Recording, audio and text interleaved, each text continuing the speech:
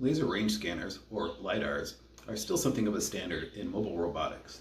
It's useful for mapping, navigation, and obstacle avoidance. Unfortunately, LIDARs can also be one of the most expensive pieces of equipment on your mobile robot.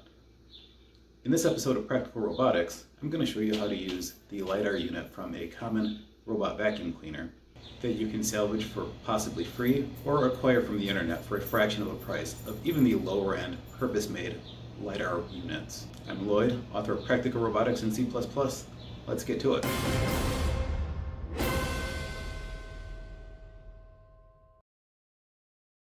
The way a laser range scanner or LIDAR unit works is by taking a range measurement using a laser and a receiver, measuring the time of flight that it takes the laser light to travel to an object and back, and it records that range, and it has a motor here that spins this turret counterclockwise, and it continues to take a measurement as it spins. This particular unit will take one measurement per degree. Some other commercial laser range units will only take 270 measurements, or there's a lot of different ones. So just know what you're getting into. The Neato botback one gives you 360 measurements in one complete circle. Because there's a motor to spin the turret, you have two completely separate circuits to worry about that you have to do something with. The first circuit is just for the motor to make it spin, and see how it's not connected to anything else. So you can literally connect this to the right voltage battery and the motor will spin. And we'll get back to that part. The other circuit to worry about actually handles the logics and the range finding. So this device has a little circuit board inside, and this connector has 4 wires, and red and black are for power for the logic for the device, and that's going to be 5 volts. And the other 2 wires are TX and RX. These are TTL, or logic level serial communications, and they actually communicate at 3.3 volts. So I haven't tried it with an Arduino. That may be above the logic threshold that you could read this with an Arduino, but I've always used it with a Raspberry Pi, so 3.3 volts is perfect. So you don't have to actually step the voltage up or down if you're going to read this directly with the pins 14 and 15 on a Raspberry Pi. The UART pins, the Raspberry Pi 4 has 2 separate UARTs. So but yeah, it's 3.3 volts. That's handy. I'm going to demo using an FTDI. So you can use this with just a serial device for any computer. It doesn't have to be a Raspberry Pi. I really like this FTDI. FTDI is just the name of the chip, by the way. And there's a lot of manufacturers who make these FTDI breakout interface boards. And but what it does is it interfaces your serial port on a regular laptop computer or any computer, or even a Raspberry Pi if your UART's already busy. You have a TX and an RX on here, just like you would if you were using the Raspberry Pi, but you can communicate directly with your USB device computer. What I happen to like about this particular one, and I'll put a link in the description, by the way.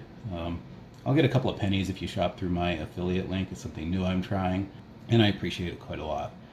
So what's really nice about this particular one is you have this jumper that you can select the logic level voltage just by moving this jumper. So it's got 1.8 volts, 3.3 volts, and 5 volts.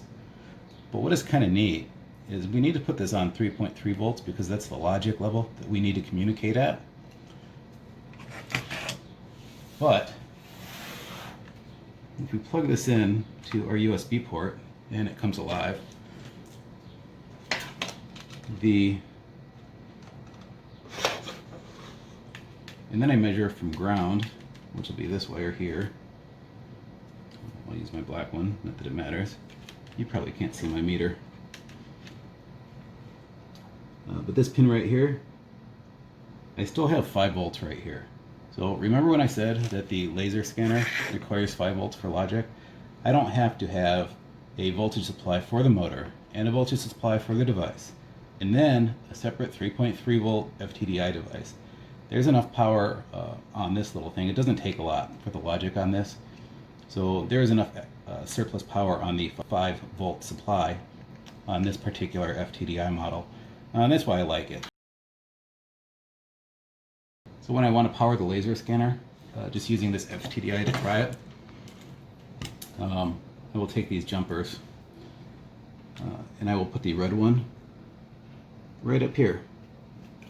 And now, I gotta be careful. So my black one is ground and my red one is 5 volts. I connect those to the logic connector. I'll go ahead and I'll connect my orange one. Orange is the TX on the laser scanner that's transmitting, and it needs to go to the RX on the FTDI or your Raspberry Pi UART pin. There is a brown RX pin, and you can issue some commands to the laser scanner. I've never actually messed with it because there's nothing that I have to configure. As soon as it starts spinning at the correct speed, the device starts transmitting on the transmission line. That of course goes to the receiving pin on your FTDI or Raspberry Pi. And there we go. So the board should be alive, but it's not going to do anything because it doesn't transmit if it's not spinning at the right rotational speed. And now I'm going to show you how to control the motor. To control the motor, you have a couple options. The first thing you need to know is that the turret has to be spinning at the correct RPM range. If it goes too slow, simply no data will be transmitted by the device. And as you start to go too fast, you start losing data from the end of packets. That said, we're going to want a way to control the RPMs. Now, this motor runs pretty well at about 3 to 3.8 volts. Seems to work pretty well. But just be aware that an adjustable supply is ideal. Probably the most elegant way to control the motor speed is with at least a proportional controller, if not a PID or PI controller. A proportional controller would probably be well enough, where you measure the speed of the device and then you compare that to the speed that you want it to be. And the further apart they are, the greater the signal coming from your power supply. And you could do that with a PWM signal and a transistor, like a MOSFET or some such. Maybe a 2N2222 might even do the job. I haven't really tried. The easiest way, the quickest way to get into the game is just to use, like on the picture, a little buck converter like so that'll take up to from 12 to, I think it takes as little as 5 volts. I don't remember. It'll take up to 24 volts. And you just adjust the screw to adjust the speed. What I find far easier for prototyping is my new favorite device. I'm always looking for different voltage levels for different little projects. And this is pretty fantastic. This is a buck boost converter. And I can just plug it in. Even sometimes if I know I'm not going to pull a lot, I will plug it right into my laptop. Since I have an FTDI in my USB port, I'm just going to plug it into this oversized power bank. It's just a USB thing. And it's pretty great because coming out of just my laptop, if I'm traveling, I don't have to take anything with me just to test sensors and other various things. But I can control the voltage coming out, and that's going to allow me to control the motor speed. It also has, I haven't messed with a lot of the other modes yet. It's got a couple buttons, so it has the constant current mode, data scroll, different things. But just the variable voltage supply is pretty fantastic. I will link to this in the description as well. This one is made by Uzi. I've seen a couple different models out there. But yeah, the ability to get from half a volt up to 30 volts out, at relatively low current, mind you, but fantastic for testing all sorts of devices. So I'm going to go ahead and use the red wire to the red wire. And I can adjust the voltage down, way down if I want to slow it down, way down, and I can speed it up. I can't recommend getting one of these little devices enough. It's so handy all the time. Like I mentioned, the data stream is at 3.3 volts, which is perfect for reading with your Raspberry Pi. The baud rate is 115200, and 8N1 is the protocol. For each revolution of the turret, the unit will stream 90 packets with 22 bytes of data each. Each of those packets will contain the ranges for 4 positions. All the data bytes where you have to combine bytes are little endian, meaning the low byte comes first in the data stream. When combining the bytes for the range, only 6 bits of the high byte contains range data. So apply a bitwise AND mask of 0x3f to the most significant byte before shifting it left 8 places and adding it to the least significant byte. The result will be your range in millimeters. If you're not familiar with combining bytes in these bitwise operations, you can follow this link and watch my tutorial on that subject. Byte 7 of the most significant byte indicates some error like an out of range has occurred, and byte 6 indicates poor signal quality, so you may want to be cautious about using that reading. Each data packet has the information for 4 readings, and they're sequential readings in degrees from 0 to 360 degrees. So the thing to do is look for the start byte, which is always 250, and then the next byte is a packet index. Instead of being 0 through 89, all the devices that I've used spit out packet indexes with values from 160 to 249. So I just subtract 160, so I know which packet I'm receiving. Packet 0 gives me degrees 0, 1, 2, 3. Packet index 1 gives me 4, 5, 6, 7, and so on. I've got another video that shows you how to combine 2 bytes of data into one value. So the next 2 bytes are a truncated 2-byte value for the speed. After the 2 bytes for speed, we have 4 chunks of 4 bytes for each of the 4 ranges that we're going to get. We're going to get our range low byte and then our range high byte. So that's important, the order. So you're going to combine data 0 and data 1 to get your range for the first value, and then the next 2 bytes are the strength bytes, and you will combine those as well. And the final 2 bytes are our checksum, and that will help us check for corrupt data.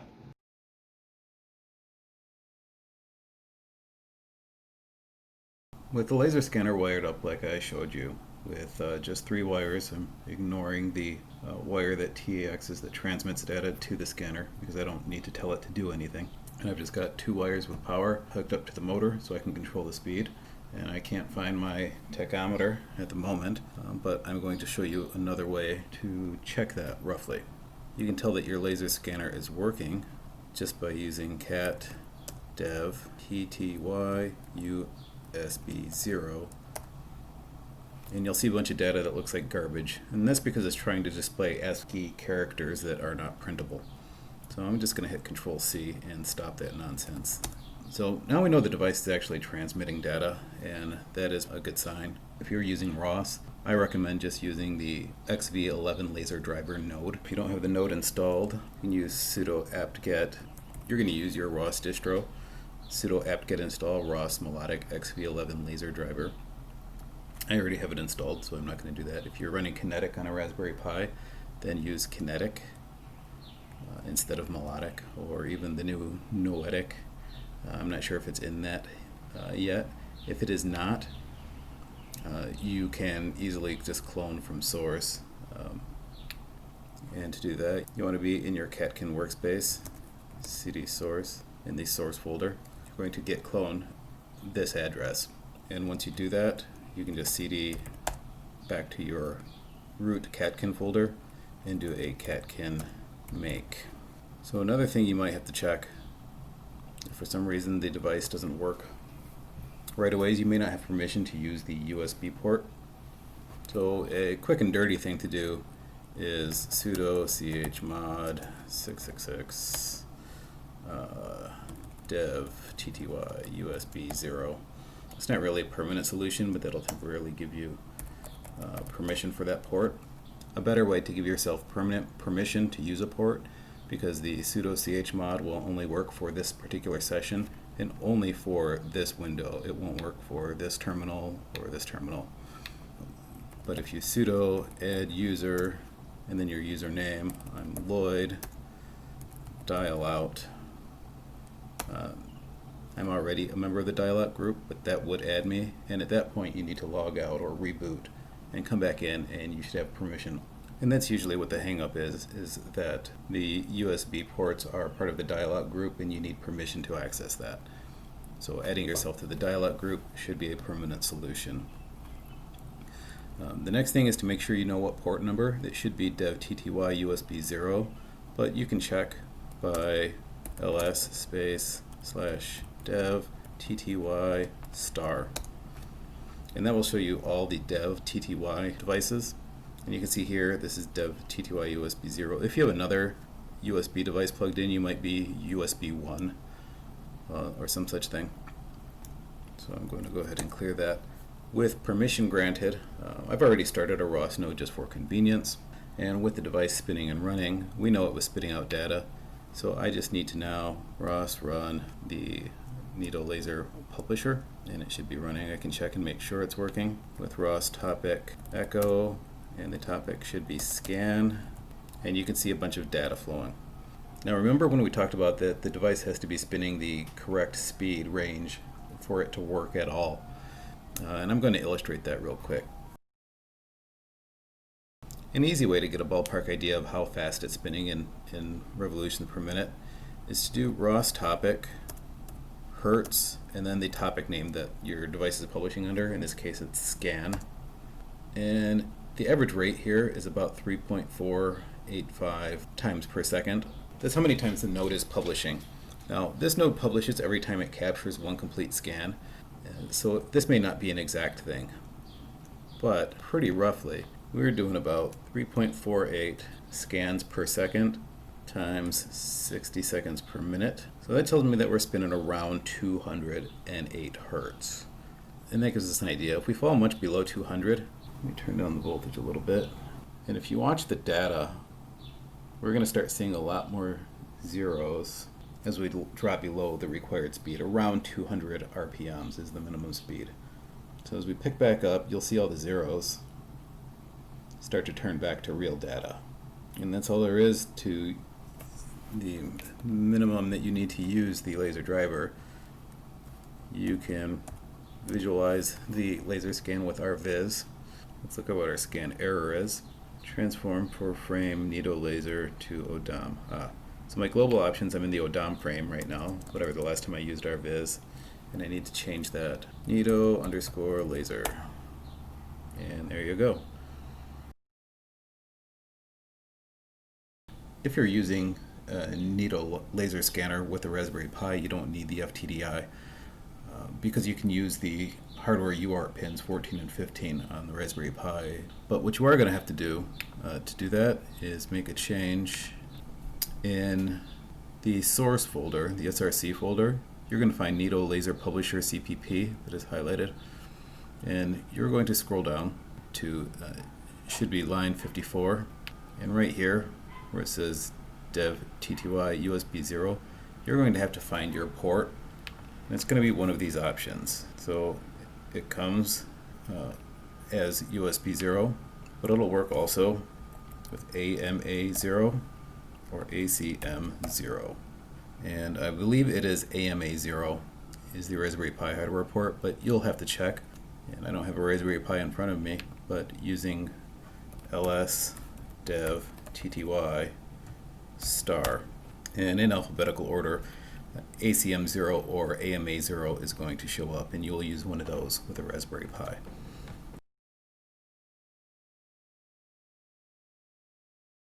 Mounting the devices are easy enough. I've seen people 3D print, and then you can find some files on Thingiverse to mount one of these.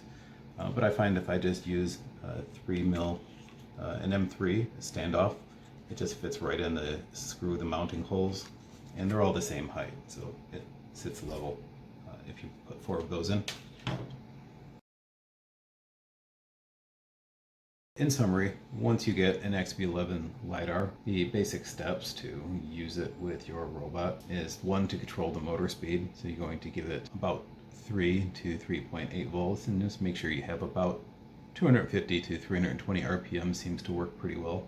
Then you're going to connect the 4-wire connector for the logic circuit to either an FTDI or your Raspberry Pi, and you only need to connect the orange wire from the LIDAR to the RX to the receiving end on your FTDI or Raspberry Pi.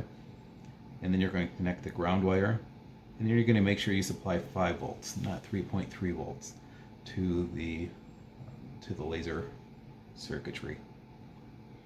And again, the data coming back is only 3.3 volts, so you don't have to worry about frying your Raspberry Pi. After that, you're going to download and install either the ROS XV11 laser driver, or you're going to write your own using the serial packet information I shared with you.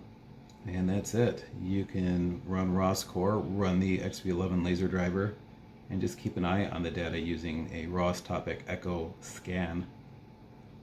Keep an eye on the data and adjust the speed of the laser scanner until you get an adequate output. For its price, the Neato LIDAR is a fantastic little tool, but its quality is still somewhat lower than even the relatively affordable RP LIDAR A1, which is probably the most affordable commercially made LIDAR unit that's ready to go. The RP LIDAR A1 has the same resolution as the Neato LIDAR, but has a faster scan rate and longer range, and hooking it up is as easy as plugging in the USB cable. I'll throw a link to that in the description as well. I think that about does it for this video. Please ask any questions in the comments below, and I'll try to answer them. Whether you have questions about this video or some other robotics related topic. Please don't forget to give this video a thumbs up if you liked it, and subscribe to this channel for more tutorials that are coming up. Thank you so much for watching. Keep an eye out for Practical Robotics in C++, my book that's due out perhaps next week. It's going to teach you all of the fundamentals of autonomous mobile robotics, like computers, electronics, motors, control theory, mapping and path planning, and using all sorts of cool sensors, computer vision, and sensor fusion. And we're going to top it all off with guiding you through building and programming an autonomous robot. I'm Lloyd Brombach, author of Practical Robotics in C++. Thank you again for watching, and we'll see you next time.